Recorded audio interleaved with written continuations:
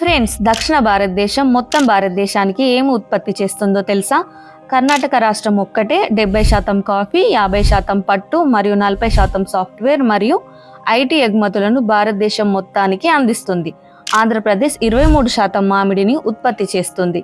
ఈ రాష్ట్రం మామిడి ఉత్పత్తిలో భారతదేశంలో 2వ అతిపెద్దది మరియు 48 మెట్రిక్ టన్నుల చేపల ఉత్పత్తిని అందిస్తుంది. ఈ రాష్ట్రం చేపల ఉత్పత్తిలో భారతదేశంలోనే అతిపెద్దది మరియు 20% పొగాకు తయారు చేయబడుతుంది. పొగాకు తయారీలో భారతదేశంలో ఈ రాష్ట్రం 2వది. తెలంగాణను సీడ్ బౌల్ ఆఫ్ ఇండియా అంటారు, ఎందుకంటే భారతదేశానికి 60% విత్తనాలను సరఫరా చేస్తుంది.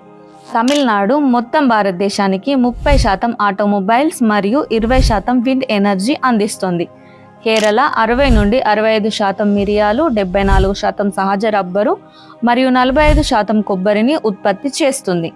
కేరళ, కర్ణాటక, ఆంధ్రప్రదేశ్ మరియు తమిళనాడు ఈ 4 రాష్ట్రాలు కలిసి మొత్తం భారతదేశంలో 90% కొబ్బరిని ఉత్పత్తి చేస్తున్నాయి.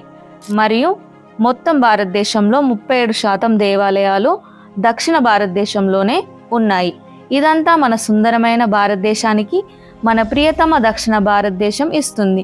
ఫ్రెండ్స్, ఇలాంటి ఇన్ఫర్మేటివ్ వీడియోల కోసం మా ఛానల్ని సబ్స్క్రైబ్ చేయండి.